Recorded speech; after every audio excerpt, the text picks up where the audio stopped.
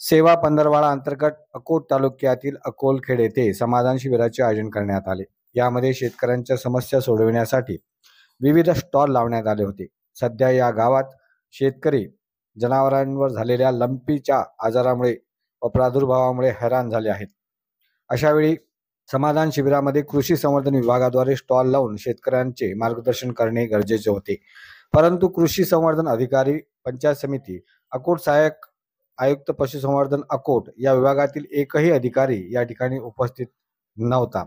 या संदर्भात अकोटचे सहाय्यक गट विकास अधिकारी यांना विचारणा केली असता त्यांनी येत आहेत, लावणार आहेत, होणार आहे असे सांगून नागरिकांची दिशाभूल केली, असा आरोप नागरिकांनी केला आहे।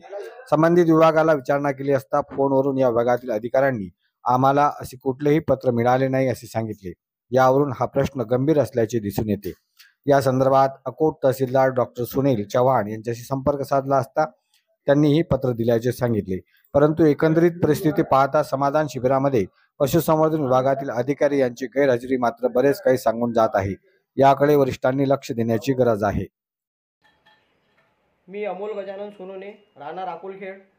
काल आमच्या गावामध्ये सेवा पंधरवडा कार्यक्रम झाला। त्यामध्ये पशुसंवर्धनाचा कुठला कॅम्प लागला नाही व ते अधिकारी पण आले नाहीत।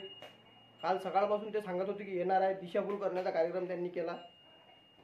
आमदार साहेब आले होते, तहसीलदार साहेब आले होते, सर्व लोकांनी पण या कार्यक्रमाची दखलंदाजी कोणी घेतली नाही। लंपीचा साथ चालू आहे, बऱ्या प्रमाणात माझ्या इच्छा 2-3 ढोराला लंपी झालेला आहे।